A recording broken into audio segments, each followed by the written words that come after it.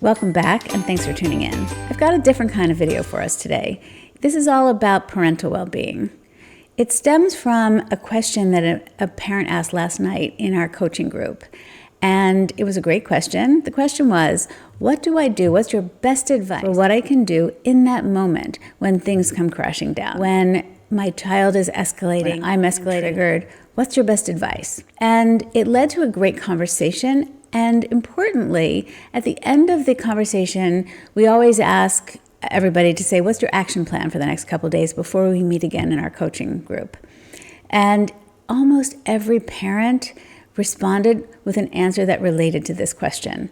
Even though we had talked about so many other practical strategies, things they could do with their children, they all focused on parental well-being.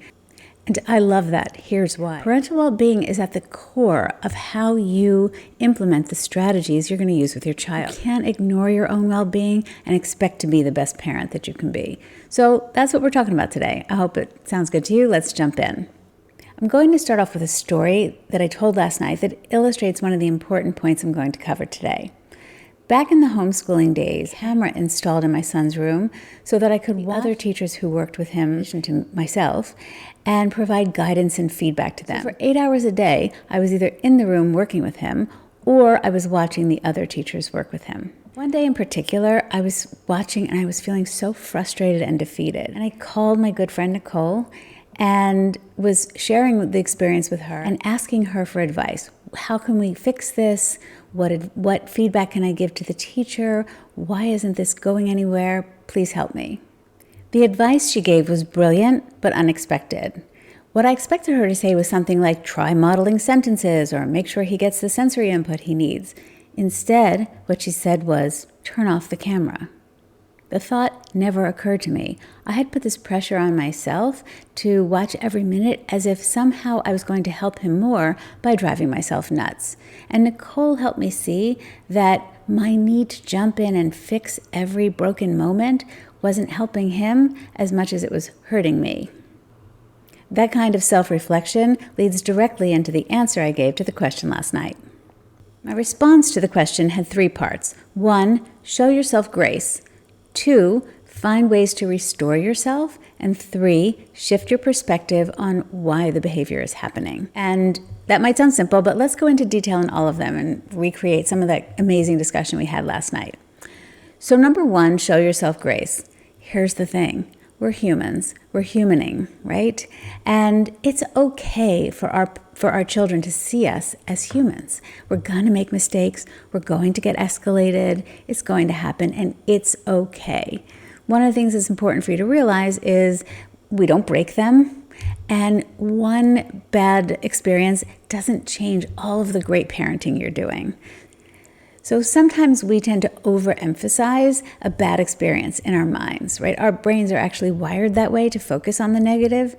And when we do that, it's like one negative thing overtakes 100 amazing things you've done. So just be aware that that's happening and be willing to show yourself some grace. Number 2 is recognize that sometimes those times when we escalate, when we're triggered, it's a sign that we're not taking care of ourselves. So use it as a moment to decide, am I triggered just because I had one bad day? Or is this really a sign that I'm getting burnt out and need to do more for myself? Now, I want to be clear here. When I was raising my son and I was in it and I was exhausted and burnt out, and someone would say to me, you just need to get a manicure. I wanted to assault them. I was like, a manicure is not going to cure the problems that I have. And I'm not suggesting that that's what's going to happen here either.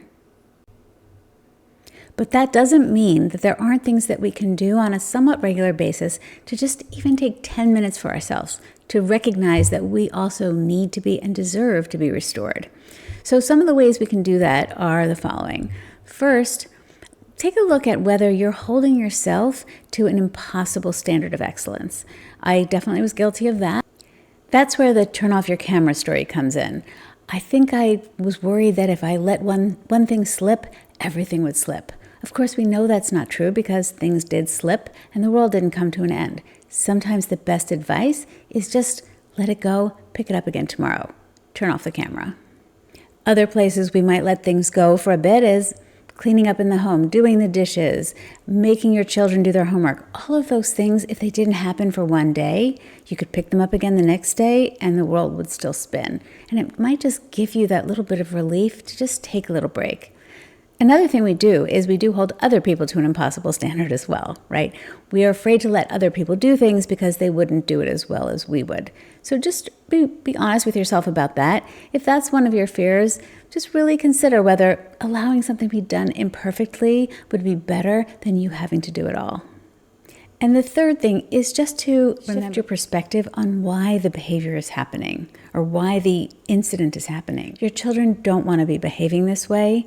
There is some missing skill or some unmet need that is driving this behavior. They don't want to be behaving this way. So if you can really embrace that philosophy, you can help yourself move toward a model of support instead of discipline. And that model of support starts from a calm place within you. So it does help you reset your calm.